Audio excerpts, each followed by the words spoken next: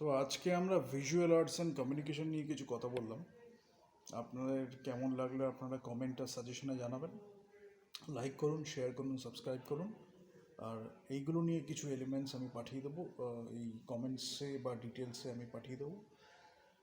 তো আপনারা এই নিয়ে চর্চা করুন। আমার মনে হয় ভিজুয়াল লিটারেসিটা আর একটু ইমপ্রুভ হলে আমরা অডিয়েন্স হিসাবে অনেকটা ইমপ্রুভ হতে পারবো, সেই দিকে যতটা আর কি করা যায়। Straight away we will go towards today's topic. Okay? Yeah, let's start. Welcome to our on. নমস্কার। আপনাদের সাথে বহুদিন পর আবার একটু এলাম, একটু বিজি হয়ে গেছিলাম অন্য কাজে। তো আজকে আমাদের যে টপিকটা হবে সেটা হচ্ছে ভিজুয়াল আর্টস। ভিজুয়াল আর্টস, তার মধ্যে আমরা ফটোগ্রাফি বলবো, তার মধ্যে আমরা বিভিন্ন ডিজাইন বলবো, সব কিছু জিনিস নিয়ে আমাদের ভিজুয়াল আর্ট কীভাবে হচ্ছে সেটা আমরা বলবো। প্রথমে আমি এই যে ধরুন একটা কাগজ আছে, ঠিক আছে, এবার একটা কাগজ কি করবেন আপনি কাগজ নিয়ে? টু ডাইমেনশনাল একটা প্লেন। যদি আপনি ড্রয়িং বা পেন্টিং করেন, সেটা যে পেপারই হোক, সেটা একটা টু ডাইমেনশনাল প্লেন। তার মধ্যে আপনি কিছু এলিমেন্টস অফ কম্পোজিশন দিচ্ছেন, কিছু কালার থাকছে বা কিছু শেডস অফ কালার থাকছে, যেটা দিয়ে আপনি একটা আর্ট ওয়ার্ক তৈরি করছেন। সেই জিনিসটাই যদি আমি ক্যামেরার ক্ষেত্রে ধরি, তাহলে আমরা কী করছি? সেই জিনিসটা যদি আমরা ক্যামেরার ক্ষেত্রে ধরি, তাহলে আমাদের কাছে রয়েছে একটা ফ্রেম। ফ্রেমটাকে আমরা কম্পোজ করছি, কম্পোজ করে একটা ফটো দিচ্ছি। এলিমেন্টসগুলো কিন্তু সেখানেও ভ্যারি করছে।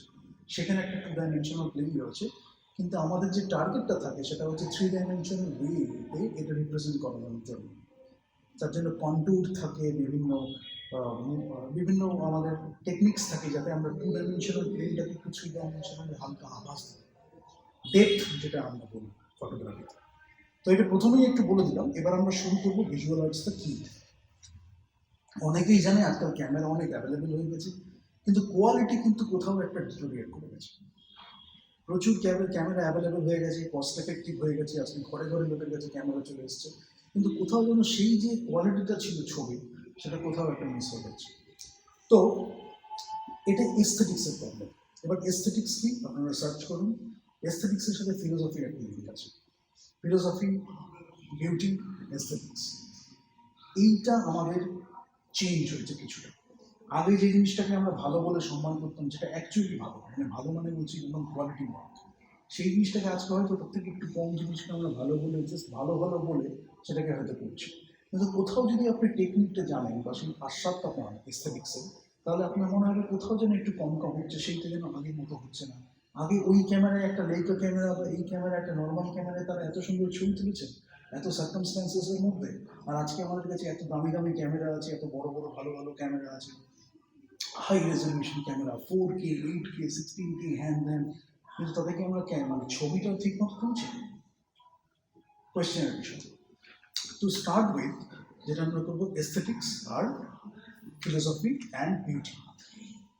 তো প্রথমেই বলি অ্যাপ্রিসিয়েশনের একটা বিশাল ব্যাপার, ভিজুয়াল লিটারেসি যে নিয়ে আমি কথা বলছিলাম। তো beauty lies in the eyes of the বিহোল্ডার। এবার যে দেখছে সে কীভাবে দেখছে একটা জিনিসকে। ইনটিউশনের একটা ব্যাপার আছে, ইন্টেলিজেন্স আছে, ইনটিউশন আছে। তবে ইনটিউশনটা কিন্তু ইন্টেলিজেন্সের থেকেও বেশি।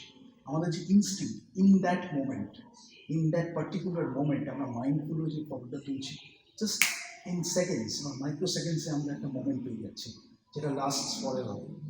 সেই মোমেন্টটাকে ক্যাপচার করার জন্য কী দরকার? আমাদের অ্যাটেনশন স্প্যান নিয়ে আজকে এত কথা হচ্ছে, তারপরে মাইন্ডফুলনেস নিয়ে এত কথা বলছে। ওই যে মোমেন্টটায় থাকা, সেটাতেই এত ডিস্ট্রাকশন চলে এসেছে যে ওই মোমেন্টটাকে ক্যাপচার করবো কী করে।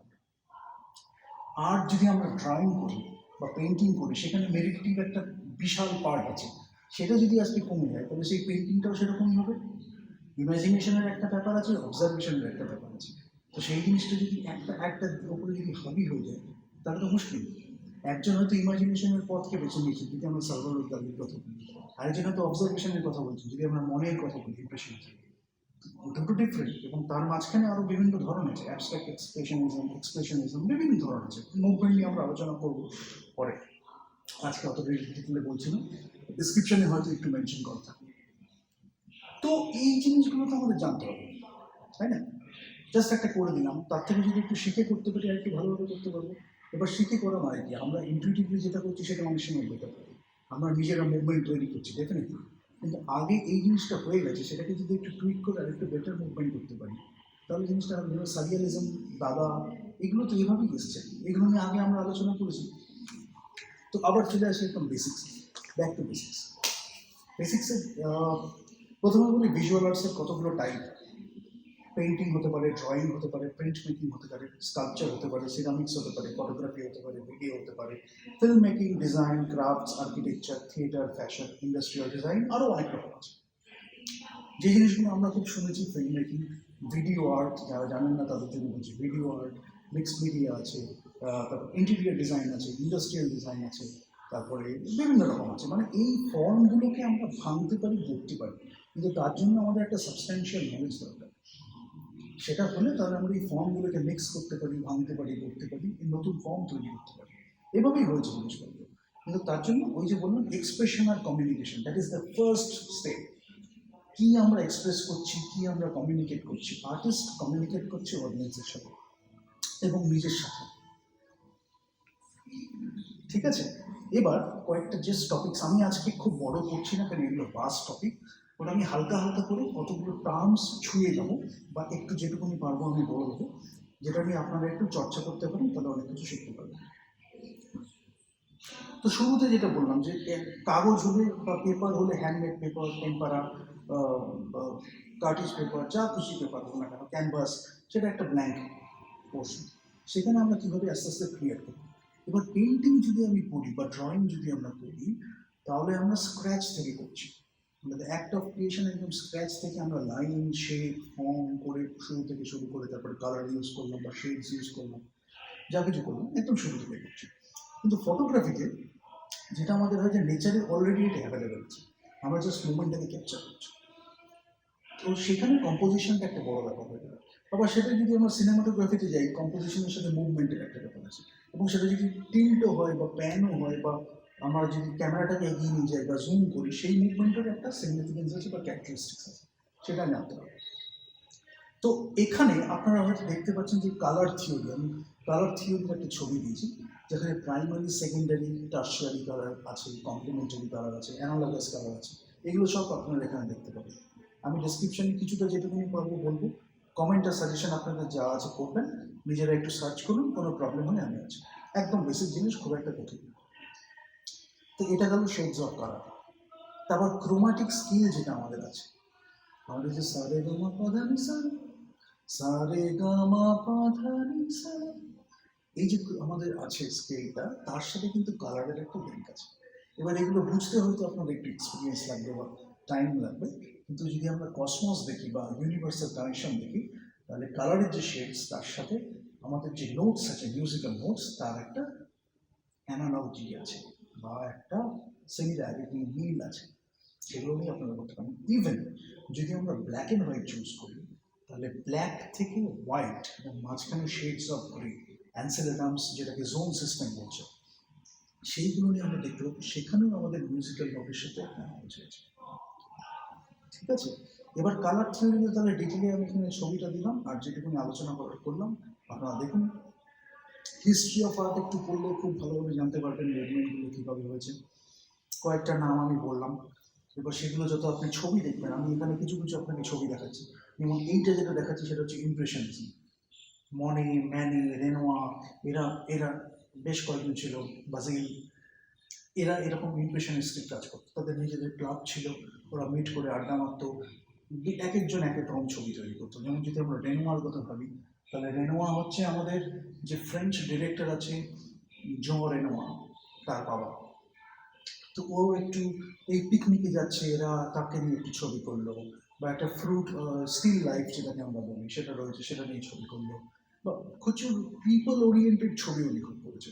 ওয়ারেস আমরা যদি মনেকে দেখি, মনে কিন্তু আবার একটু লিলিজ, তারপর জলের মধ্যে সানরাইজের রিফ্লেকশন পড়ছে, হেস্ট্যাগ, এইগুলো নিয়ে খুব কাজ করেছে। আবার ম্যানের যদি আমি দেখি, ম্যানে অ্যাকচুয়ালি স্টার্ট করেছে, কিন্তু অলিম্পিয়া যখন ছবিটা হলো, তার আগে আমরা মানে ওখানে আর কি ওই মানে কি বলবো, গডস অ্যান্ড গডেসেস এরকম টাইপের ছবি হতো আর কি। তো ম্যানে যখন অলিম্পিয়া করলো, তখন সেটা ছিল একটা রেবেলিয়াস ব্যাপার আর কি, ইমপ্রেশনিজমের জন্য, সেটা রইল। এখানে আরেকটা ছবি দেখানো হচ্ছে এডওয়ার্ড মুঙ্কের স্ক্রিন বলে, এটা হচ্ছে এক্সপ্রেশনিজম। তারপরে আবার অ্যাবস্ট্রাক্ট এক্সপ্রেশনিজম একটা দেখতে পাচ্ছেন, সেখানে আবার অনেক নাম আছে। কিউবিজমে আমাদের পিকাসোর নাম আছে, জর্জ ব্রাক আছে, তো এরকম অনেক আছে। মাতিস কয়েকটা ছবি আমরা এখানে দেখাচ্ছি। ফবিজম আছে, তারপরে আপনারা দেখতে পাবেন অনেক কিছু আছে, অফ আর্ট একটা দেখতে পাচ্ছেন। তো এইগুলো আমি জাস্ট নামগুলো বলছি, এগুলো ডিটেলে যখন আমি আলোচনা করবো স্টেপ বাই স্টেপ, বা ধরুন কারোর সাথে ইন্টারভিউ করছি, তখন আমি এক একটা এক্সাম্পল তুলে সেটা নিয়ে কোয়েরিজ করবো, কোয়েশ্চেন্স করবো, সব করবো। ঠিক আছে, নামগুলো আপনারা জেনে থাকুন। এবং ছবিটা, যেমন দাদার একটা ছবি এখানে দেখতে পাচ্ছেন, সারিয়ালিজমের একটা ছবি এবার আপনারা দেখতে পাচ্ছেন। এই জিনিসগুলো অবজার্ভ করুন, গুগলে সার্চ করুন। বিভিন্ন স্কুলস অফ ডিজাইন আছে, ডিজাইন সেটা নিয়ে আমি পরে আসছি, কিন্তু অ্যাকচুয়ালি ভিজুয়াল কমিউনিকেশন যেটা আমি বলছি। এবার কয়েকটা জিনিস আপনারা শুনেছেন, যখন আপনারা আজকাল তো অনেকেই পোস্ট প্রোডাকশনে এডিট করে ফটো, অ্যাডোবি লাইটরুম বা যে কোনো একটা সফটওয়্যারে যখন আমরা করি এডিটটা, তখন আমরা দেখব কটা হিস্টোগ্রাম থাকে। হিস্টোগ্রামটা কী সেটা জানতে হবে। হিস্টোগ্রামটা থাকে আমাদের হাইলাইট, শ্যাডো আর মিডটোনের যে স্পেকট্রামটা থাকে, হিস্টোগ্রাম সেখানে আমরা দেখতে পাই। তারপরে হিউ, স্যাচুরেশন আর লুমিনোসিটি, সেটা কি? হিউ হচ্ছে ডিফারেন্ট ডিফারেন্ট কালার হচ্ছে হিউটা, তার স্যাচুরেশন কতটা হবে, ভাইব্রেন্স কী হবে। তারপরে আমাদের লিউমিনোসিটি হচ্ছে সেই কালারের যে লাইট বা ব্রাইটনেসটা কতটা হবে। এবার ভাইব্রেন্স আর স্যাচুরেশনে অনেকে গুলিয়ে ফেলে, ভাইব্রেশন স্যাচুরেশন কিন্তু এক নয়। স্যাচুরেশন একটা জিনিস, ভাইব্রেন্স একটা জিনিস। ভাইব্রেন্সে যেটা হয়, মিউটেড কালার্সগুলো যেটা থাকে সেটা আস্তে আস্তে মোর প্রমিনেন্ট হয়ে যায়, যেটা আমরা ভাইব্রেন্সটা পাবো। But saturation is a different thing. একটু ফেডেড কালার হচ্ছে, তার সাথে একটু গাঢ় কালার হচ্ছে, সেটা হচ্ছে আমাদের স্যাচুরেশন। তো তিনটে জিনিস থাকে, হিউ, স্যাচুরেশন, লুমিনোসিটি। এগুলো নিয়ে আমাদের খেলার বিষয়। আর এছাড়া যেটা আছে ভাইব্রেন্স, কন্ট্রাস্ট, এগুলো আলাদা জিনিস। আচ্ছা, হাইলাইট, মিডটোন আর শ্যাডো বললাম। অনেকে আবার ব্ল্যাকসও আছে, দেখতে পারবেন লাইট রুমে। একদম কালো পার্ট, একদম সাদা পার্ট, তার মাঝখানে কিছু গ্রে পার্ট আছে। মিডটোনটা হচ্ছে যেটাকে বলা হয় 50% গ্রে। আচ্ছা, এটা বললাম। এবার হচ্ছে যদি কম্পোজিশনের লিরিখে আমি বলি, তাহলে কতগুলো রুল হয় কম্পোজিশনের। সেটা হচ্ছে, আপনি একটা ধরুন আপনার কাছে একটা 2 ডাইমেনশনাল প্লেন আছে, এটাকে আপনি যখন ভাগ করবেন, জেনারেলি বলা হয় 1/3, 2/3, এরকম একটা ডিভিশন করুন। মানে ধরুন একটা নৌকো যাচ্ছে, সেখানে আপনি 1/3 রাখলেন স্কাইটা, নিচে রাখলেন 2/3, আবার হয়তো 1/3 রাখলেন, 2/3 রাখলেন। এবার সেটা কিন্তু এক একটা জিনিস কনভে করে। আপনি যে কম্পোজিশনটা হচ্ছে, কতটা আপনার মুভমেন্ট হচ্ছে এলিমেন্টসের, সেগুলো কিন্তু একটা বড় ব্যাপার। সেগুলো নিয়ে চর্চা করার বিষয়। কোন এলিমেন্ট আপনি কোথায় প্লেস করছেন, আমি একটু পরে আসছি হায়ারার্কি বা সিকোয়েন্সিং এর, এসব গ্রুপিং এর উপরে, সেটা একটা খুব বড় ব্যাপার।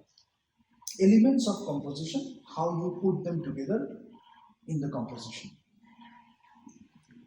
এটা একবার গোল্ডেন রুল জেনে রাখবেন। গোল্ডেন রুলের মিল আছে, এরকম একটা হয়, আপনার ছবিটা দেখতে পাচ্ছেন এখানে, এরকমভাবে ডিভিশনটা হয়, এরকমভাবে একটা স্পাইরাল আছে, সেটার সাথে কোথায় আপনি রাখবেন, মোমেন্ট অফ অ্যাট্রাকশন যেটা হয়, মানে যে পয়েন্টে আপনি রাখবেন এলিমেন্টটাকে, সেখানে ওর চোখে বেশি আসে, এবং ওটা খুব সুদিং একটা পিকচার হয় যখন এলিমেন্টগুলো আপনি পজিশন পায়। তো এইগুলো খুব বড় চর্চার বিষয়। আমি জাস্ট হালকা করে সোজা করে যতটা পারি বলে দিচ্ছি, আপনারা নিজেরা পড়লে এর থেকে আরও বেশি জানতে পারেন। কয়েকটা জিনিস আমি যেটা বলবো, ক্রিটিক্যাল থিঙ্কিং, কিন্তু ক্রিটিক্যাল থিঙ্কিং, প্রবলেম সলভিং, এইগুলো একজন ফটোগ্রাফারের ক্ষেত্রে বা পেইন্টার হোক, যে কোনো আর্টিস্টের ক্ষেত্রে আজকাল এটা খুব বড় ব্যাপার, এবং চিরকালই এটা ছিল। প্রবলেম সলভিং এবং ক্রিয়েটিভ প্রবলেম সলভিং এবং একটা ক্রিটিক্যাল থিঙ্কিং। তো সেটা যখন ফটোগ্রাফিতে বেশি হয়, তার কারণ আমাদের লিমিটেড রিসোর্স থাকছে এবং লিমিটেড অপরচুনিটিস থাকছে, তার মধ্যে ওই মোমেন্টের মধ্যে আমরা এই পারফেক্ট মোমেন্টটাকে ক্যাচ করছি। তো সেখানে আমাদের ম্যানেজমেন্টের একটা ব্যাপার চলে আসে, অ্যানালিটিক্যাল থিঙ্কিং, ক্রিটিক্যাল থিঙ্কিংয়ের ব্যাপার চলে আসে। অ্যানালিটিক্যাল থিঙ্কিংটা কি? একটা বড় জিনিসকে আমরা ব্রেক ডাউন করে স্মল পার্টসে করছি।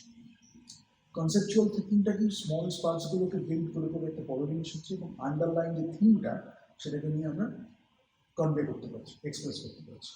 দুটোরই যেখানে দরকার সেটা করি। এবার যত আপনি এটাকে প্র্যাকটিস করবেন, তত আপনার কাছে দেখবেন এই জিনিসগুলো একটু লুসিড হয়ে যাবে, মানে সোজা হয়ে যাবে।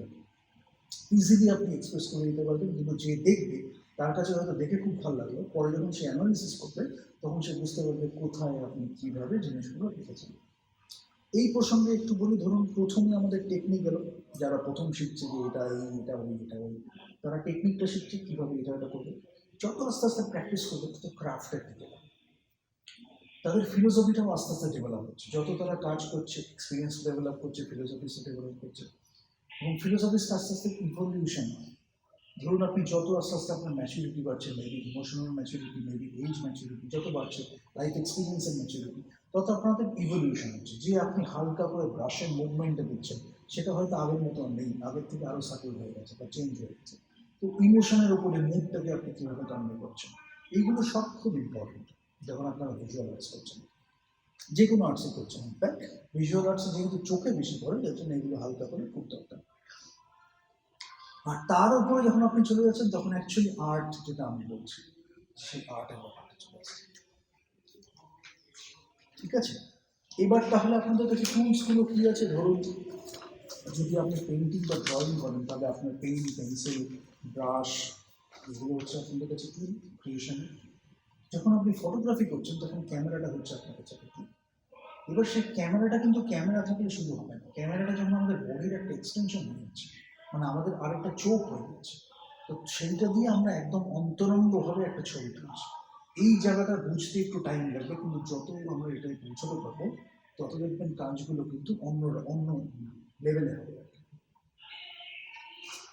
তো অনেক সময় আমরা না সাবকনশিয়াসলি এমন ছবি তুলে ফেলি যেটা আমাদের দেখতে ভালো লাগে বলে তুলে ফেলি আর কি। কিন্তু ওই গ্রাফিক্স এলিমেন্টস যেটা আছে, এলিমেন্টস অফ কম্পোজিশন যেটা আমি বলছি, গ্রাফিক্যাল এলিমেন্টস, সেটা নিয়ে যদি আমরা একটু ভেবে করি, হালকা করে দেখবেন একটু টুইক করলেন। ধরুন এই যে ভুলটা অনেকের হয়, আমি অনেকের ছবি দেখেছি, এইসব নিয়ে অ্যাকচুয়ালি প্রচুর লেকচার দিয়েছি, মানে প্রচুর অ্যাডভান্স লেকচার দিয়েছি। তো যেখানে আমি প্রচুর ছবি আমার লোকজন দেখি, যে যেগুলো আমি দেখেছি একটা কমন প্রবলেম খুব হয়। ধরুন একটা সানের রিফ্লেকশন পড়েছে জলের উপর, হঠাৎ করে একজন কেটে দিল রিফ্লেকশনটা, মানে অর্ধেক অবস্থায় কেটে দিল, অথচ একটু যদি ক্যামেরাটাকে টিল্ট ডাউন করতো তাহলে পুরো রিফ্লেকশনটা কিছুটা চলে আসতো এবং কম্পোজিশনটা একটু বেটার হতো। সেটা সেই মোমেন্টটাই বুঝতে পারবেন। সেইগুলো সেটা একটু হয়তো ক্লিক করলেন, কম্পোজিশনটা আরও একটা দারুণ কিছু কমপ্লিট হবে। সো কম্পোজিশন স্টোরিও বলে, একটা মোমেন্টটাকে যেমন ক্যাপচার করছে, সেটা যেমন একটা হিস্টোরিক্যাল মোমেন্টে ক্যাপচার করতে পারে, একটা দারুণ স্টোরিও বলে কনভে। এলিমেন্টসগুলো, পার্সোনাল ফেসেসগুলো, একটা সিচুয়েশন, সেটা কথা বলার থেকে যদি একটা ছবি দিয়ে কনভে করানো যায়, that is how it should be, because visual communication আমাদের হবে। তাহলে অনেক সময় কথাটা কি বলেন না, যে এক্সেস কথা হয়ে যাচ্ছে, তার জায়গায় যদি আমরা ভিজুয়ালি এটাকে রিপ্রেজেন্ট করি, তাহলে ভিজুয়াল আর্টসের আমাদের অ্যাকচুয়াল সিগনিফিকেন্সটা আমরা কনভে করতে পারবো। তো যেটা বললাম যে টেকনোলজি তো ইমপ্রুভ হয়েছে, কিন্তু তার সাথে সাথে এই জিনিসগুলো আমাদের মনে হয় একটু কমে গেছে। এবার এই জিনিসগুলো ডেভেলপ করতে টাইমটা লাগে। আজকে ধরুন আমি একদিনে আপনাকে টেকনিক সব বলে দিলাম, সব মুভমেন্টের নাম বলে দিলাম, শিখিয়ে দিলাম, কিন্তু আপনি যত দেখবেন, মুভমেন্টটাকে নিয়ে অ্যানালিসিস করবেন, নিজে প্র্যাকটিস করবেন, ভুল হবে আবার নিজেকে ভুলটা থেকে ঠিক করে আবার প্র্যাকটিস করবেন, যত এটা করবেন তত দেখবেন নিজের এক্সপ্রেশনটা না আর একটু সাটেল হয়ে যাবে, আর একটু মডিফাই হবে। তো সেই জিনিসটা আপনার খুব ভালো লাগবে এবং যারা দেখবে তাদেরও ভালো লাগবে। আলটিমেটলি কিন্তু এটা communication. So theories of communication জানাটাও খুব দরকার। আর্টিস্ট কি বললাম, নিজের সাথে কমিউনিকেট করছে, অডিয়েন্সের সাথে কমিউনিকেট করছে, এবং আরও অনেক ধরনের কমিউনিকেশন হয়। সেখানে আমরা সিম্বলিজম, সেমিওটিক্স, স্ট্রাকচারালিজম, ফর্মালিজম, ইনস্ট্রুমেন্টেশনালিজম, তারপরে ইমোশনালিজম, এইসব জিনিসগুলো আছে। আমি এখন ইজমগুলোতে অতটা ঢুকছি না, তবে আপনি যতটা রিসার্চ করবেন ততটা দেখতে পারবেন সেই কম্পোজিশনের এলিমেন্ট, সেগুলোকে ভাঙছে, গড়ছে, বিভিন্ন জায়গায় রিঅ্যারেঞ্জমেন্ট হচ্ছে। আলটিমেটলি যেটা হচ্ছে একটা এক্সপ্রেশন আর communication, it all boils down to that. ঠিক আছে, আচ্ছা, তো তখনই আপনি সেই আর্ট লেভেলে যেতে পারবেন যখন এই টেকনিকগুলো ছেড়ে you are going beyond the technique. তো প্রিন্সিপালস অফ ডিজাইন কিছুটা বললাম, আর স্কুলস অফ ডিজাইন তো আছে, নিও ক্লাসিসিজম আছে, গথিক আছে, আর্ট নভো আছে, আর্ট ডেকো আছে, বহাস আছে। তারপরে আর্টস যদি আমরা দেখি না, 3 রকম দেখতে পারি, যেটা হচ্ছে খুব যেটা চর্চায় থাকে আর কি, ফাইন আর্টস, অ্যাপ্লাইড আর্টস আর ডেকোরেটিভ আর্টস। 3টের মধ্যে হালকা হালকা একটা ডিফারেন্স আছে, কিন্তু কোথাও একটা ওভারল্যাপ আছে। অ্যাপ্লাইড আর্টসটা খুব নাম শোনা যায়, আবার লিবারেল আর্টস নিয়েও খুব চর্চা হয়। তবে আমি যেটা বলছি, visual literacy is at the base of everything. Visual literacy যত আপনি তৈরি করবেন, আজকে ধরুন আপনি একটা পেন্টিং করছেন, সেখান থেকে আপনি যদি ডিজাইনে যান, কম্পোজিশনের রুলগুলো কিন্তু সেম। এবার আপনি হয়তো এটাকে ভিজুয়াল গ্রাফিক্সে হয়তো একটু অন্যরকমভাবে করছেন, পেন্টিং অন্যরকমভাবে করছেন, the method of communication is different, but compositional এলিমেন্টগুলো কিন্তু সেম। ওই জন্য কেউ যদি আপনি আলাদা আলাদা বলে, সেটা মোটেই আলাদা হবে না, চোখটা তৈরি করবে আর কি ভিজুয়াল লিটারেসি। আচ্ছা, আর বলবো ফ্যাশন ডিজাইন, গ্রাফিক ডিজাইন, এগুলো তো আছে, এই সব জায়গাতেই তাই। এইটা ডেভেলপ হতেই টাইমটা লাগে, কারণ টেকনিকগুলো আপনি পড়ে নিলেন, কেউ হয়তো আপনাকে বলে দিল, তাতে একটা খুব বেশি কিছু ব্যাপার না। কিন্তু যত আপনি দেখবেন, রিয়েলাইজ করবেন, এই যে কালার থিওরি বললাম এইটা বুঝবেন, এলিমেন্টস অফ কম্পোজিশন বুঝবেন, তত কী হবে, আস্তে আস্তে প্র্যাকটিস করতে করতে এটা একদম ব্লেন্ড হয়ে যাবে। সেই জায়গাতেই আমাদের পৌঁছানো হচ্ছে দরকার। আচ্ছা, রিজনিং কিছুটা লাগে, এইগুলো সচরাচর কেউ ফটোগ্রাফি বা সিনেমাটোগ্রাফি বা ভিজুয়াল আর্টসে খুব একটা বলেন, কিন্তু এটার একটা বড় ভূমিকা আছে। ভূমিকা আছে, কিন্তু তাই বলে রিজনিংগুলো যে রিজনিংই করে থাকেন না, আলটিমেটলি তো আর্ট। রিজনিং আর আর্টের মধ্যে একটা ব্যালেন্স বা একটা, যে বললাম একটা ড্যান্স থাকবে রিজনিং আর আর্টের মধ্যে, সেই জিনিসটা শিখতে একটু টাইম লাগে, বাট শিখলে খুব ভালো। তো deductive, inductive reasoning, critical dialogue, এই যে একটা আর্ট আমরা ক্রিয়েট করছি, সেটা একটা ফটোগ্রাফ হতে পারে, একটা পেন্টিং হতে পারে, একটা ড্রয়িং হতে পারে, হোয়াট এভার, সেটা কিন্তু একটা ক্রিটিক্যাল ডায়ালগ। ডায়ালগ কার মধ্যে, যেটা বললাম, যে নিজের সাথে নিজের মধ্যে আর্টিস্টের, আবার আর্টিস্টের সাথে অডিয়েন্সের সাথে। তাহলে কিছু অডিয়েন্সের সাথে আর্টিস্টের একটা ডায়ালগ, নিজের সাথে নিজের একটা ডায়ালগ, এবং আরও কিছু হয়, সেটা আমি পরে ডিসকাস করবো, সেটা এখন বলবো না। তবে একটা ক্রিটিক্যাল ডায়ালগের পার্ট আছে, সেই কমিউনিকেশন। ডায়ালগ মানে আমি বলছি communication, visual communication. Cross disciplinary, যেটা বললাম, যে আপনি ধরুন স্কাল্পচার করছেন, আপনি ধরুন ড্রয়িং করছেন, আপনি ধরুন পেন্টিং করছেন, কোনোটাই কোনোটার থেকে আলাদা না, সব কিছুর মধ্যেই আপনি করতে পারেন। হয়তো এই জিনিসটা আপনি একটু বেটার করছেন, এই জিনিসটা আপনি একটু অতটা ওই লেভেলে করতে পারছেন না, কিন্তু মানে মুডটাকে আপনি বিভিন্নভাবে এক্সপ্রেস করছেন। এবং এই জন্যই যখন আমরা শান্তিনিকেতন নিয়ে কথা বলি, শান্তিনিকেতন এমন একটা জায়গা বাংলার, যেটা ভারতে খুব কমই আছে, যেখানে এই যে ভিজুয়াল আর্টসগুলোর ডিফারেন্ট অ্যাসপেক্টসগুলো, এগুলো একসাথে ব্লেন্ড হয়ে গেছে।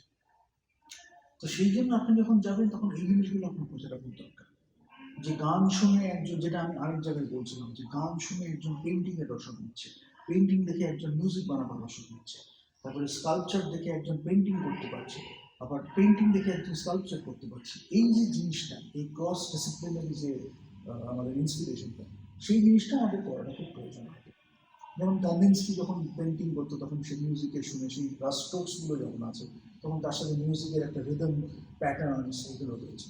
তো এগুলো যত আস্তে আস্তে আর্টিস্টিক্যালি কেউ ম্যাচিওর হবে, তত আস্তে আস্তে এগুলো চোখেও বেশি করবে, দেখে বুঝতে পারবে। যেমন ম্যাসকুলিনিটি অ্যান্ড ফেমিনিনিটি, তো ইন অ্যান্ড ইয়াং যেটা আছে আমাদের, সেটা ব্রাশ স্ট্রোকস দিয়ে সেটাকে এক্সপ্রেশন করা হয়, কোনটা ইন কোনটা ইয়াং।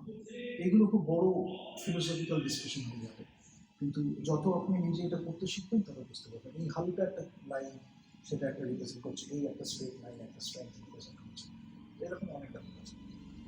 সেটাই আসছে elements of composition. Asking questions, একজন আর্টিস্ট যখন আর্ট ওয়ার্ক করছে, তখন সেটা হয়তো সমাজের কাছে বা অডিয়েন্সের কাছে বা আর্টিস্টের নিজের কাছে একটা কোয়েশ্চেন করে প্রশ্ন।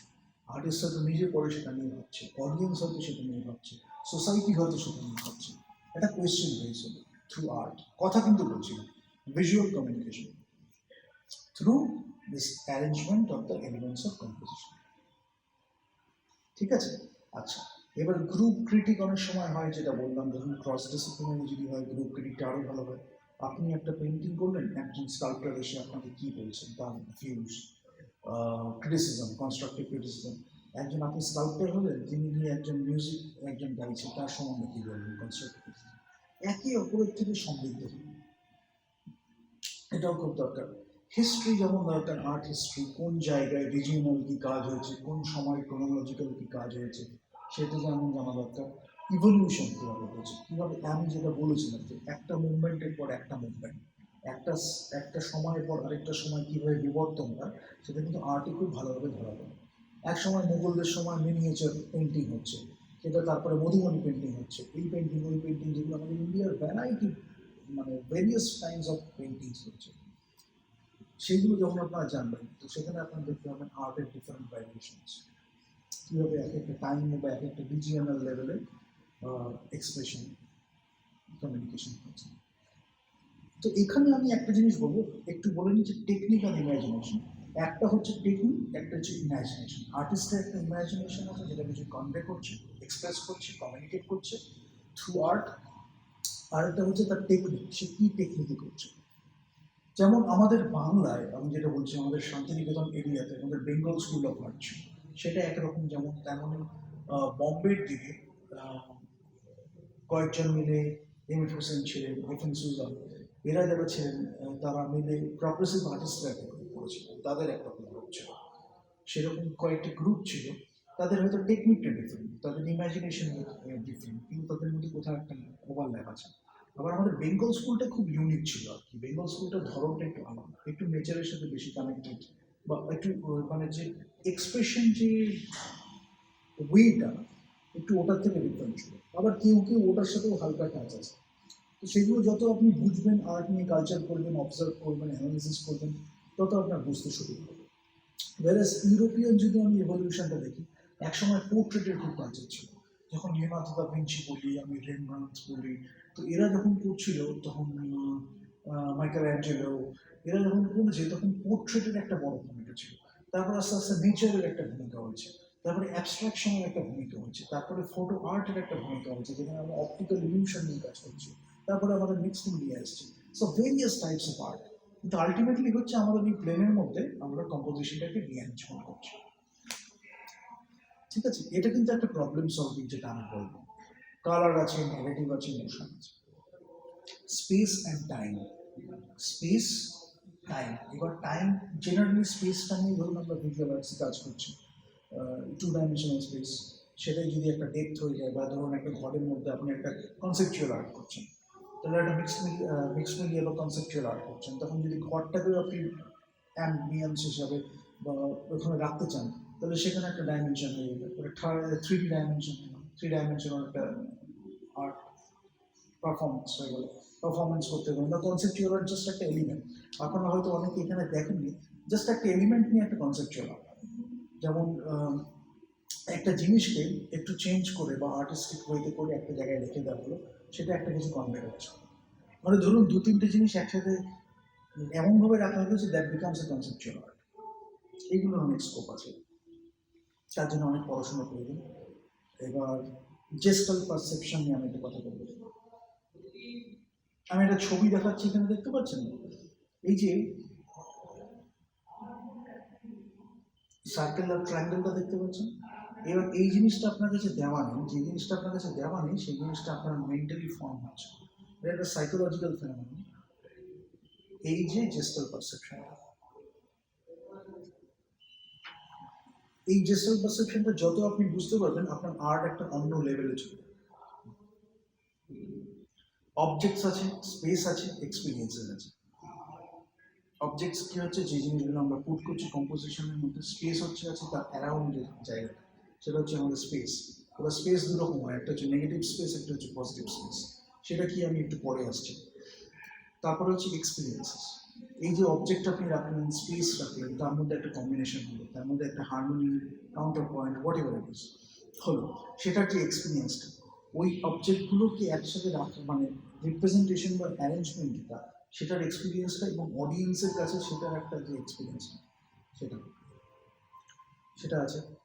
তারপরে ধরুন আরেকটা যেটা, এই জিনিসগুলো নিয়ে খুব এখন আলোচনা হচ্ছে, কন্ট্যুর তো বললাম, 2 ডাইমেনশনাল থেকে যখন 3 ডাইমেনশনাল আমরা অ্যাপিয়ারেন্সটা দিতে চাই, তখন আমাদের কন্ট্যুরটা হয়। লাইটে খুব কাজে লাগে, লাইটে যখন বিশেষ করে 2 ডাইমেনশনাল লাইট থেকে ফ্ল্যাট লাইট হয়ে যায় তো একটু, সেটাকে একটা 3 ডাইমেনশনাল রূপ দেওয়ার জন্য আমরা কন্ট্যুরটাকে রিপ্রেজেন্ট করতে পারি। কিন্তু হালকা একটা লাইট, সেখান থেকে আপনি মাসেলটা এখানে বোঝাচ্ছেন। সো এই যে হার্ট একটা রাউন্ডেড হাত হয়ে গেল, সেখানে আপনি 3 ডাইমেনশনাল রিপ্রেজেন্টেশন করতে পারছেন। এখানে আছে ব্যাপার। এবার scientific, social, cultural, historical, philosophical, technological, political, এইগুলো হচ্ছে বিভিন্ন অ্যাসপেক্টস একটা আর্ট ওয়ার্ক তৈরি করার বা যে কোনো একটা ভিজুয়াল কমিউনিকেশন। এবার এগুলো তো আপনি ডিরেক্টলি ইমপ্লিমেন্ট করতে পারছেন না, এগুলো আপনার হয়তো সায়েন্টিফিক একটা পার্ট আছে, সোশ্যাল একটা পার্ট আছে, কালচারাল একটা পার্ট আছে, হিস্টোরিক্যাল পার্ট আছে, philosophical, technical, technological and political. সেইগুলো একসাথে ব্লেন্ড হয়ে বা এর মধ্যে কিছু কিছু জিনিস একসাথে ব্লেন্ড হয়ে আপনি আর্ট ওয়ার্কের থ্রু দিয়ে কমিউনিকেট করছেন। তাহলে সিগনিফিকেন্স এই জিনিসগুলোর মধ্যে থাকতে পারে। সেটা আপনি কীভাবে করছেন আপনার ব্যাপার, কিন্তু এই জিনিসগুলো একসাথে আপনি ব্লেন্ড করে এক্সপ্রেস করতে পারেন। আমি কিছু এক্সাম্পল এখানে দেখাচ্ছি যেখানে আপনি বুঝতে পারবেন এখানে কয়েকটা এলিমেন্ট কীভাবে হচ্ছে। আমি লিখে দিচ্ছি যে কোন কোন জিনিসটা একসাথে ব্লেন্ড করে সেটা সিগনিফিকেন্স কী হয়েছে আর্টিস্টিক্যাল। এটা হলো। এবার মিডিয়াম, ইন্টেনশন, এক্সপ্রেশন, যেটা আমি বললাম যে মিডিয়াম যেটা হয়, সে আপনি পেন্টিং বেছে নিলেন বা ড্রয়িং বেছে নিলেন বা ফটোগ্রাফি বেছে নিলেন বা ভিডিও বেছে নিলেন, আপনার মিডিয়ামটা ডিফারেন্ট হবে। কিন্তু কম্পোজিশন এই এলিমেন্টগুলো, যেমন ফর এক্সাম্পল আপনি ফটো যখন করছেন সেটা একটা 2 ডাইমেনশনাল ইমেজ রইল, এখন 3D ইমেজ হচ্ছে, আমি সেটাই যাচ্ছি না, আমি ধরলাম তথাকথিত যেটা ফটো সেটা হচ্ছে 2 ডাইমেনশনাল একটা ইমেজ। সেখানে যখন আপনি সিনেমাটোগ্রাফিটাকে যে অ্যাড করলেন তখন একটা কিন্তু কী হচ্ছে, একটা মুভমেন্ট আসছে, তার সাথে সাথে একটা টাইম ডাইমেনশন আসছে। টাইমটা যেই যাচ্ছে তার সাথে সাথে আমাদের অনেকগুলো ফ্রেম আসছে, সেটা 24 FPS হতে পারে, 30 FPS হতে পারে। তো তার সাথে সাথে একটা ডাইমেনশন অ্যাড হয়ে গেল, সেটা হয়ে গেল আমাদের ভিডিও। তারপরে ভিডিওর আবার মুভমেন্ট। কিন্তু কোথাও যখন ব্লেন্ড হচ্ছে তখন সেই কম্পোজিশনটাকে কিন্তু আমরা খুব সুন্দরভাবে ব্যালেন্স করে তৈরি করছি। তার জন্য বেসিক্সে সেই কম্পোজিশনের এলিমেন্টগুলি চলে আসছে। এবার কি হচ্ছে, বিভিন্ন মুভমেন্টগুলো বা এই যে যেই পার্টগুলো আমি বললাম scientific, social, cultural, historical, political, এইগুলো আপনি কীভাবে ব্লেন্ড করছেন। এবার আজকে শিখি, আজকে তো আপনি ব্লেন্ড করছেন না, হয়তো আপনার মধ্যে যে যতটা এটা ভালোভাবে একসাথে আপনি এক্সপ্রেস করতে পারবেন তত সবগুলো অটোমেটিক্যালি মিলে হচ্ছে। আজকে হয়তো আপনি 2টো পারলেন, কালকে আপনি 3টে আরও পেলেন, 4টে আরও একসাথে মেশাতে পারবেন। এবার যত আস্তে আস্তে প্র্যাকটিস করবেন এগুলো আস্তে আস্তে ব্লেন্ড হয়ে অটোমেটিক্যালি এক্সপ্রেশন হবে। তখন আর আপনাকে বলতে হবে না যে এটা এটি ওটাই। হয়তো এরকমও হয়, আপনি সোশ্যাল একটা কিছু এক্সপ্রেস করতে গেলেন, হয়ে গেল সেটা কালচারাল। আপনি হয়তো জেনে করলেন বা না জেনে করলেন বা একটা কসমিক এনার্জি নিয়ে করলেন, অটোমেটিক্যালি সোশ্যাল আর কালচারাল ব্লেন্ড করে গেল। যেটা হয় এটাই নর্মাল, সেটার হয়তো বিভিন্ন নাম দেওয়া আছে। ঠিক আছে, এটা হলো। আচ্ছা, এবার ফটোগ্রাফি নিয়ে আমি এটা বলবো, তার আগে কম্পোজিশন নিয়ে 3খানা জিনিস আমাদের জানতে হবে। সেটা হচ্ছে হায়ারার্কি, গ্রুপিং আর সিকোয়েন্স। এটা কি? এটা হচ্ছে আমরা কমিউনিকেট করছি থ্রু দ্য আর্ট ওয়ার্ক। আমরা কমিউনিকেট করছি কি 3টে জিনিস, একটা হচ্ছে হায়ারার্কি, গ্রুপিং আর সিকোয়েন্স। আমরা কন্ট্রোল করছি কি, what the artist can control, position, colour, size, shape এবং ওরিয়েন্টেশন। এটা হচ্ছে ইন্ডিভিজুয়াল গ্রাফিক্যাল এলিমেন্টস যেটা আমরা কম্পোজিশনের মধ্যে পেয়েছি। এই এলিমেন্টগুলোকে অর্গানাইজ করে বা অ্যারেঞ্জ করে আমরা কি তৈরি করছি, কন্ট্রাস্ট, রিপিটেশন, অ্যালাইনমেন্ট, প্রক্সিমিটি। ছবিগুলো এখানে কিছু কিছু আপনি দেখতে পাবেন যেখানে আমি মেনশন করছি। কন্ট্রাস্ট, রিপিটেশন, অ্যালাইনমেন্ট, প্রক্সিমিটি, এটা ইন দ্য কম্পোজিশন এলিমেন্টগুলোকে অ্যারেঞ্জ করে আমরা তৈরি করছি। ক্রিয়েট করে আমরা কমিউনিকেট কি করছি, হায়ারার্কি, গ্রুপিং, সিকোয়েন্স। এটা কিন্তু ভিউয়ার দেখতে পাচ্ছে। সেটার এখানে আমি কয়েকটা এক্সাম্পল দিয়ে দিচ্ছি, তাহলে আপনি বুঝতে পারবেন যে কোনটা কি। যেমন এইটা যেটা দেখাচ্ছি, এইটা হচ্ছে হায়ারার্কির একটা এক্সাম্পল, এখন যেটা আপনারা দেখতে পাচ্ছেন। এইবার যেটা দেখতে পাচ্ছেন এটা হচ্ছে গ্রুপিং এর একটা এক্সাম্পল। এইটা যেটা দেখতে পাচ্ছেন এটা হচ্ছে সিকোয়েন্সিং এর একটা এক্সাম্পল। বোঝাতে পারলাম যে এলিমেন্টস অফ কম্পোজিশন গুলোকে ডিফারেন্ট ওয়েতে রিপ্রেজেন্ট করা হচ্ছে, তাতে আমরা আলটিমেটলি ভিউয়ারদের যেটা মানে কমিউনিকেট করছি সেটা হচ্ছে হায়ারার্কি, গ্রুপিং আর সিকোয়েন্স। এবার ইন্ডিভিজুয়াল এলিমেন্টস গুলো আমাদের কাছে রয়েছে, how we put things together. আচ্ছা, এবার একটু আমি ফটোগ্রাফিতে হালকা করে চলে যাই। আজকে আপনারা ক্যামেরার বিভিন্ন ধরন দেখতে পাবেন, সেটা আপনার DSLR ক্যামেরা হোক, আগে ছিল পয়েন্ট অ্যান্ড শুট ক্যামেরা, এখনো হয় কিছু মিররলেস ক্যামেরা এসে গেছে। আবার যদি আপনি cinematography, Adi, Alexa, red, what ever it is, যে ক্যামেরাগুলো আছে, প্যানাভিশন, তো সেগুলো যদি দেখেন সব ক্যামেরাই কিন্তু আলটিমেটলি আমাদের ফটো বা ভিডিও তুলছে। বেসিক ব্যাপারটা কিন্তু সেম ফটোগ্রাফি। 3টে জিনিস হয়, একটা ট্রায়াঙ্গেল হয় যেটাকে বলা হয় এক্সপোজার ট্রায়াঙ্গেল, একটা হয় ISO যেটা সেন্সিটিভিটি দেখে, একটা হয় f stop যেটা অ্যাপারচার দেখে, আমি এখানে একটা ছবি দিয়েছি, আপনি দেখতে পাবেন এফ স্টপটা কিভাবে হয়। অ্যাপারচার যত ছোট, নাম্বারটা যত ছোট হচ্ছে তত অ্যাপারচারটা বড় হয়, মানে লাইটটা বেশি ঢুকছে।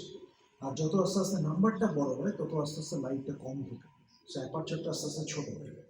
সেই রেঞ্জ থাকে। F2 ধরলাম, F1.8 ধরলাম, F1.5, F1.2 ধরলাম, F1.8 ধরলাম, আর ধরুন F2 ধরলাম আমি একদিকে, আরেকদিকে F32 ধরলাম। হুম, তো এই দুটো কিভাবে হয় অ্যাপারচারের সাইজটা আমি এখানে ছবিতে দেখাবো। আরেকটা হচ্ছে শাটার স্পিড। শাটার স্পিডটা হচ্ছে কিনা আমাদের টাইম ব্যাপার, টাইমটা হচ্ছে শাটার স্পিড।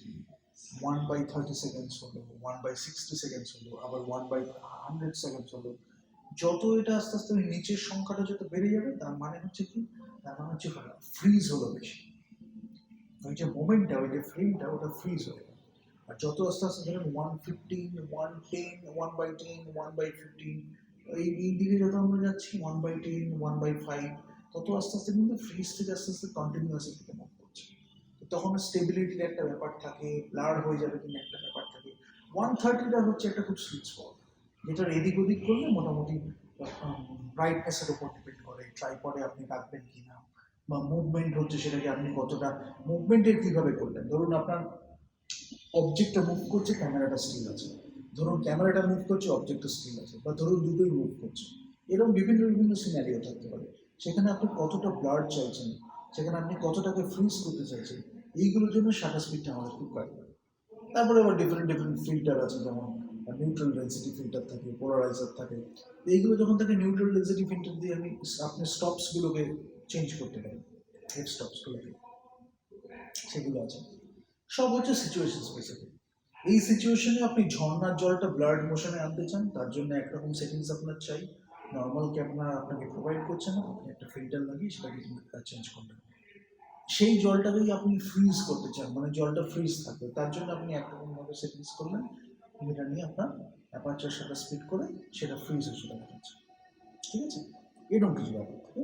আলটিমেটলি ফটোগ্রাফি ওই যেটা আমরা কম্পোজ করছি সেটা। এবার যেটা আমি বলবো, আজকালকার দিনে আমরা যেটা দেখতে পাচ্ছি ওয়েডিং ফটোগ্রাফিটা খুব চল হয়ে গেছে। এবার ওয়েডিং ফটোগ্রাফিতে এটা সবসময় তো সুযোগ থাকে না, কিন্তু ওয়েডিং ফটোগ্রাফিটা আজকাল একটু বেশি কালার ওরিয়েন্টেড হয়ে যাচ্ছে, বা কেউ যদি ব্ল্যাক অ্যান্ড হোয়াইট করে সেখানেও কিছু খেলার সুযোগ আছে, বাট যতটা আজকাল আমরা আশেপাশে দেখি কালার নিয়ে বেশি কালার হচ্ছে আর কম্পোজিশন। আরেকটা যেটা ফটোগ্রাফি আমরা প্রচুর করেছি বা প্রচুর দেখেছি এত বছর ধরে, সেটা হচ্ছে ধরুন street photography, fine art photography, nature wild life. এখনো অনেকে করেন নিজের মতো করে। স্পোর্টস ফটোগ্রাফি আছে, আমাদের টেলিফটো লেন্সটা খুব ইউজ হয়, বিকজ দূরের অবজেক্টগুলোকে আমাদের নিতে হয়, অনেক বড় বড় লেন্স আছে। তো এরকম ডিফারেন্ট ডিফারেন্ট সব ফটোগ্রাফি পার্ট আছে, তবে ওয়েডিং ফটোগ্রাফিটা চলটা আছে খুব বেড়ে গেছে। Glamour photography, modelling photography, wedding photography, কিন্তু ফাইন আর্ট ফটোগ্রাফির একটা অন্য মাধুর্য আছে। নেচার বা ওয়াইল্ড লাইফের অনেকে বার্ডসের ফটো তোলে, সেটার একটা আলাদা ব্যাপার আছে। তো যার যেটা শখ আর কি। কিন্তু আলটিমেটলি আন্ডারলাইন যে থিওরিটা, সেটা কিন্তু ওই exposure triangle, ISO, shutter speed, aperture. এটা বললাম ফটোগ্রাফি। আচ্ছা, এবার কি থাকে এই যে এলিমেন্টস, কয়টা গ্রাফিক্যাল এলিমেন্টস আমি বলি, এই টু ডাইমেনশনালি বলি। লাইন থাকছে, লাইন থেকে শেপ হচ্ছে, শেপটা হতে পারে জিওমেট্রিক বা অর্গানিক, মাসেস হতে পারে, অ্যাকচুয়াল হতে পারে, ভিজুয়াল হতে পারে। এগুলো বুঝতে একটু টাইম লাগবে, আমি আজকে জাস্ট মেনশন করছি। পরে যত আমাদের ডিসকাশন হবে হয়তো আমি ফটো বা ভিডিও দেখিয়ে বলবো যে এগুলো কীভাবে হয় অ্যাকচুয়ালি। আমি ছবি দেখে আপনি বুঝতে পারবেন মাসটা অ্যাকচুয়াল না ভিজুয়াল, সেগুলোর অনেক টেকনিক আছে। স্পেস যেটা বললাম যে একটা পজিটিভ থাকে একটা নেগেটিভ থাকে, টেক্সচার থাকতে পারে, স্মুথ হবে না রাফ হবে, ডেন্সিটি আছে, ডেপথ আছে, সেপারেশন আছে, ফোকাস আছে, হায়ারার্কি আছে, হায়ারার্কি তো বললাম, ঠিক আছে। ফোরগ্রাউন্ড, মিড গ্রাউন্ড, ব্যাকগ্রাউন্ড, একটা কম্পোজিশনকে আমি কীভাবে ভাগ করছি, সামনের পোর্শনটা হচ্ছে আমার ফোরগ্রাউন্ড, তারপরে হচ্ছে মিড গ্রাউন্ড, তারপরে হচ্ছে ব্যাকগ্রাউন্ড। এবার ফ্ল্যাট ছবিটা না করে আমরা ডেপথটাকে ইলিউশন তৈরি করতে পারি, ইলিউশন অফ ডেপথ। এই ফোরগ্রাউন্ড, মিড গ্রাউন্ড, ব্যাকগ্রাউন্ড, তাহলে কি হচ্ছে একটা ডিস্টেন্সের একটা ইলিউশন আমরা তৈরি করলাম। সেজন্য কি লং শট যখন আমরা করি, তখন লং শট ধরুন আমরা করলাম বা একটা ডিপ ফোকাসে নিয়ে গেলাম, তো তখন যে পিছনের অবজেক্টের সাথে সামনের অবজেক্ট, এই যে একটা ডেপথ হলো ডিস্টেন্স পাই, সেটা কিন্তু ছবিটাকে আরো ডেপথ করে দিল। ওয়াইরাস একটা টেলিফোটো ফোকাসে যখন আপনি দেখছেন টেলিফোটো লেন্সে অনেকটা ফ্ল্যাট হয়ে যায়, মানে দূরের জিনিসটা অনেকটা কাছে চলে এলো, ডেপথটা একটু কমে যায়। Shallow depth of field, deep depth of field, এগুলো তখন আমাদের ভাবতে হবে কোনটাকে ডেপথ অফ ফিল্ড। আচ্ছা, এবার rhythm, emphasis, proportion, scale, balance তো বললাম, weight, harmony, unity and variety, এগুলো সব হচ্ছে সেই কম্পোজিশন যেটা আমি বললাম। এই একটা কম্পোজিশন, তার মাঝখানে আপনি ইন্ডিভিজুয়াল এলিমেন্টসগুলো রাখছেন, সেগুলোকে বিভিন্নভাবে রিপ্রেজেন্ট করছেন। রিদমের একটা প্যাটার্ন থাকতে পারে, তার মধ্যে হারমোনি থাকতে পারে, তার মধ্যে কাউন্টার পয়েন্ট থাকতে পারে, ব্যালেন্স থাকতে পারে, সিমেট্রি থাকতে পারে, ইমব্যালেন্স থাকতে পারে, অ্যাসিমেট্রিক্যাল থাকতে পারে। কিভাবে আপনি রাখছেন, এবার সেখানে কি হয়, যে জিনিসগুলো অনেকে জানে না বা বলে না আর কি। ধরুন যখন আপনি ব্যালেন্স ক্রিয়েট করছেন কম্পোজিশন, তখন একটা স্টিলনেস থাকছে। যখন আপনি টেনশন একটা ক্রিয়েট করতে চাইছেন, তখন একটু ইমব্যালেন্স করে দিন, একটা টেনশন ক্রিয়েট হয়ে গেল, ভিজুয়াল টেনশনের কথা বলছি। ভিজুয়াল টেনশন ক্রিয়েট হয়ে গেল, আপনি সাবকনশিয়াসলি বুঝতে পারছেন there is a visual tension in the composition. এই জিনিসগুলো আমাদের নিয়ে ভাবতে হবে যখন আমরা ভিজুয়াল আর্টস নিয়ে আলোচনা করছি। খুব সাটল জিনিস, কিন্তু এগুলো আমাদের রিপ্রেজেন্ট করতে হবে। কোন জায়গাটা কত প্রপোর্শনে আছে সেটা একটা রান্না করছে, এটা বলবো। তো এইগুলো আছে। লাইট নিয়ে কথা বলতে গেলে আবার ডিস্টেন্স, লাইটের যে সাইজ থাকতে পারে বা কোয়ালিটি থাকতে পারে, এটা একটা হার্ড লাইট হবে না, সফট লাইট হবে না, ডিফিউজ লাইট হবে, সেই জন্য আমরা কি রিফ্লেক্টর ইউজ করবো না ডিফিউজার ইউজ করবো, এই জিনিসগুলো নিয়ে অনেক পড়াশোনা। লাইটের ডিস্টেন্সটা কতটা হবে, তাতে একটা একরকম লাইট হয়, লাইটের যত ক্লোজ চলে আসবে তত লাইট হবে। লাইটের আবার যে কালার হতে পারে, সেই লাইটের, আমাদের তো সাদা লাইট থাকে, সেটাকে যদি আমরা প্রিজমে রিফ্লেক্ট করাই, তাহলে আমাদের সেটা স্পেকট্রামটা পুরো ভাগ হয়ে যায়, সেখানে ভিজুয়াল যে আমরা কালারটা পাই। সেই লাইটগুলোকে ফিল্ট্রেশন করে আমরা বিভিন্ন লাইট ইউজ করতে পারি, সেটা একটা লাইটের আমার একটা বড়। তো এইরকমভাবে আমরা অনেক কিছু করতে পারি, তবে আলটিমেটলি আমি যেটা বলবো, it comes down to the composition. আর যদি আমরা ভিডিও নিয়ে কাজ করি, তাহলে it comes down to the movement and composition. তো কম্পোজিশনের এলিমেন্টসগুলো ভালো করে জানাটা খুব প্রয়োজন। আর ধরুন মিক্সড মিডিয়া বা ভিডিও আর্ট, এগুলো যদি করতে চান তাহলে তো আরও ভালো, মানে মাল্টিপল এলিমেন্টস, মাল্টিপল অবজেক্টসকে আমি একসাথে রিঅ্যারেঞ্জ করি, এক্সপিরিয়েন্সটা একটা বড় ব্যাপার হয়। এইসব ক্ষেত্রে এক্সপিরিয়েন্সিয়াল আর্টটা একটা বড় ব্যাপার হয়ে যায় আর কি, কেন অডিয়েন্স যখন যাচ্ছে তখন এই ওভারঅল এক্সপিরিয়েন্সটা পাচ্ছে। তো সেই জিনিসটা একটা বড় ব্যাপার। শুধু এই পেন্টিংটাই রইল না, শুধু এইটাই ভিডিওটাই রইল না, সব কিছু একসাথে মিক্স করে ওই পুরো যে কম্বিনেশন, আমি সিনার্জি বলতে পারি, ইচ অবজেক্ট মিলে সেটার থেকে যে ওভারঅল যে রিপ্রেজেন্টেশনটা হলো বা এক্সপ্রেশনটা হলো, সেটা ইচ এলিমেন্টসের থেকেও বেশি হয়ে গেল। সেটার খুব স্কোপ আছে, আমরা আর্ট ভাঙতে পারি, করতে পারি, সেটা করে। ঠিক আছে, এইগুলো রইলো। আর আর্কিটেকচার তো আছে, আর্কিটেকচার নিয়ে না হয় আরেকটা লেকচার দিয়ে দেবো বা আরেকটা ডিসকাশন করে দেবো। আর্কিটেকচার বলতে গেলে অনেক বিভিন্ন জায়গা, বিভিন্ন স্পেসিফিক আর্কিটেকচার থাকে, সেগুলো নিয়ে আমরা কথা বলতে পারি। এবার যেটা বলবো যে একটু মানে এগুলো বেসিক জিনিসপত্র যেগুলো আমরা কম্পোজিশন ওরিয়েন্টেড হইতে ভিজুয়াল আর্টসের জন্য বলতে পারি। আমাদের অ্যাডভান্টেজটা কোথায়? আমাদের অ্যাডভান্টেজ হচ্ছে এই যে আমি বলছিলাম যে শান্তিনিকেতন যখন আমরা যাচ্ছি, শান্তিনিকেতন এমন একটা জায়গা যেখানে রবীন্দ্রনাথ ঠাকুর এটা খুব সুন্দরভাবে তৈরি করে দিয়েছে। ওখানে যে ক্রস ডিসিপ্লিনারি যদি আমরা দেখি, বিভিন্ন জোন একসাথে এই জিনিসগুলো চোখের সামনে দেখতে পাচ্ছি, আগেকার কাজ, পুরনো যারা আছে তাদের সাথে ডিসকাশন করে জানতে পারছে, এবং যে আমাদের হিস্ট্রি, আর্ট হিস্ট্রি, সেটা থেকে অনেক কিছু শিখতে পারছে।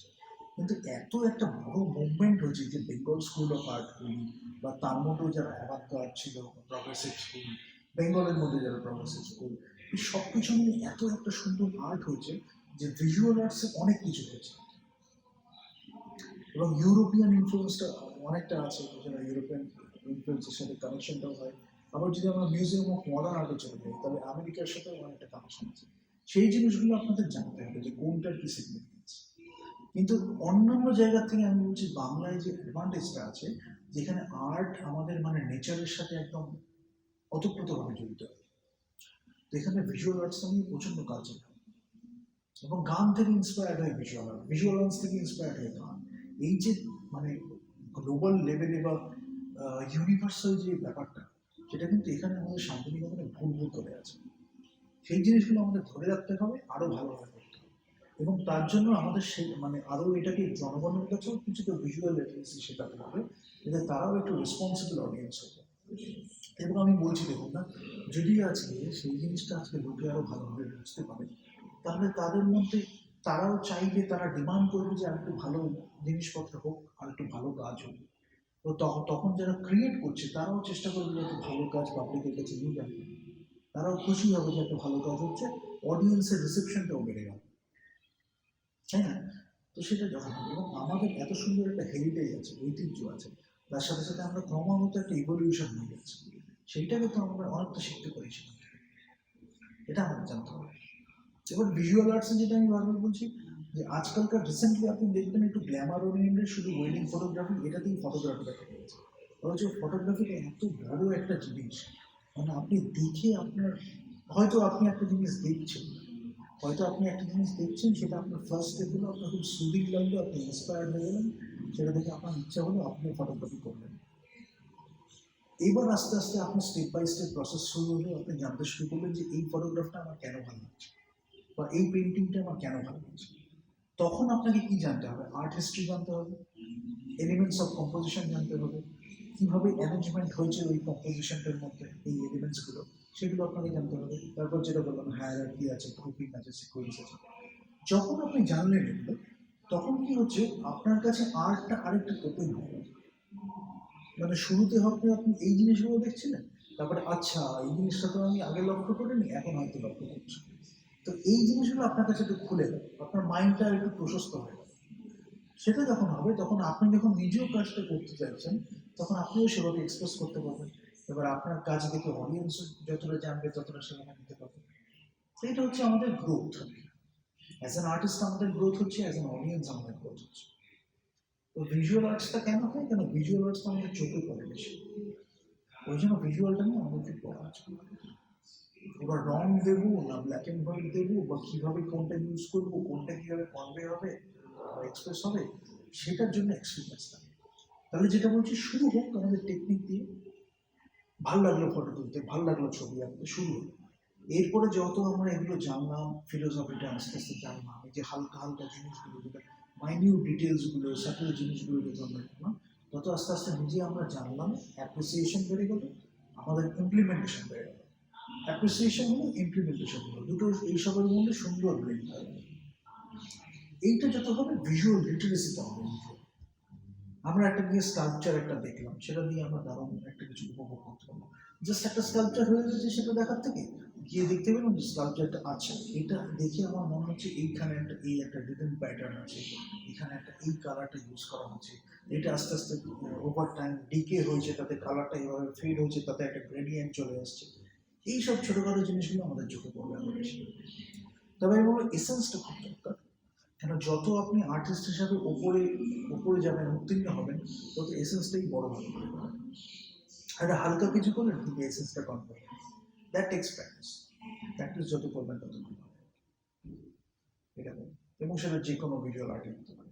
টেক্সটাইল নিয়েও যদি আমি বলি, তাহলে টেক্সটাইলেও কিন্তু তাই, সেখানেও আমাদের এলিমেন্টস আছে, কালার আছে। কালার থিওরিতে তো সব জায়গাতেই মানে বেসিক ব্যাপার, যার জন্য কালার থিওরি যে চার্টটা আমি করলাম, ওখান থেকে আপনি বুঝতে পারবেন কোন, ওখানেও একটা ব্যাপার আছে যেটা আমি বললাম, যে ব্যালেন্সিং, ব্যালেন্সের ব্যাপার।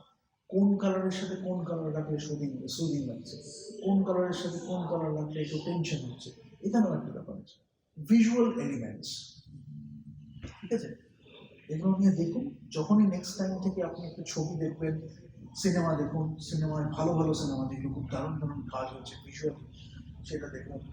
তারপরে আপনার ছবি দেখুন, দারুণ দারুণ ছবি আছে, এখানে আমি কিছু লিঙ্কস দিয়ে দেবো যেগুলো আপনারা সার্চ করতে পারেন। তারপরে ভালো ভালো পেন্টিংস দেখুন, এতে দেখবেন আপনার অনেক কিছু ভালো লাগছে। হয়তো যেই আপনারা এইগুলো নিয়ে একটু ভাবতে শুরু করলেন, আপনার অ্যাজ অ্যান আর্টিস্ট আপনি আর একটু এক্সপ্যান্ড করবেন, ঠিক আছে? যত আপনারা দেখবেন, তত দেখবেন আর্টটা অটোমেটিক্যালি ইমপ্রুভ হবে। আমি পার্সোনালি একটা জিনিস যেটা আজকে দেখতে পাচ্ছি, যে গান টান নিয়ে তো খুব চর্চা হচ্ছে, কিন্তু কোথাও যেন ভিজুয়াল কমিউনিকেশনটা একটু আগে থেকে কমে আছে। এই জায়গাটা ইমপ্রুভ করাটা আমাদের কর্তব্য। এবার আমরা যত এটা লোকজনকে শেখাতে পারবো, এই জিনিসগুলো ধরুন কেউ এইটুকুনি জানে, তাকে যদি আমরা একটু এইটা শেখাতে পারি, তারপর সে নিজে চেষ্টা করলে আরেকটু শিখতে পারে। কিন্তু ওই যে ফিলোসফিটা, ওই যে এক্সপ্রেশন আর কমিউনিকেশন, ওটা বোঝাটা খুব দরকার। ঠিক আছে, আজকে তাহলে এই পর্যন্তই রাখছি, ছোট রাখলাম। লাইক করুন, শেয়ার করুন, সাবস্ক্রাইব করুন, দেখা হবে। আর এইটা আর হয়তো কয়েকটা হবে, একটা কি দুটো, তারপরে আমরা আরও অনেক ইন্টারভিউজ বা আলোচনা ডিসকাশন নিয়ে আসছি। তখন আমরা এই জিনিস থেকে আপনার যে কোয়ারিজ, আপনারা লাইভ কোয়েশ্চেন করতে পারেন, বা আমরা নিজেরাও খুব ডিসকাশন করবো এসব। তো এইগুলো চলবে, ঠিক আছে। আমি ইন্ট্রোডাকশনগুলো দিয়ে রাখছি বা বলে রাখছি যে আপনার উদ্দেশ্য কী। যদি আপনি ভিজুয়াল আর্টস করতে চান, এক হচ্ছে সেটার উদ্দেশ্য কী হতে পারে, বা আপনি হয়তো একটু অন্যরকমভাবে ভাবলেন। আপনি ধরুন একটা গতানুগতিক পদ্ধতিতে বহুদিন ধরে কাজ করে যাচ্ছেন, এইটা হয়তো আপনাকে একটু ভাবনার একটু খোরাক দিল, সেটা নিয়ে আপনি একটু চিন্তার সুযোগ পেলেন, ওটা নিয়ে একটু রিসার্চ করলেন, করতে করতে ইমপ্লিমেন্ট করলেন। এইগুলো যাতে আপনারা একটু ভাবেন, সেইগুলো নিয়ে হচ্ছে আমাদের কাজ। ঠিক আছে, চলুন দেখা হবে।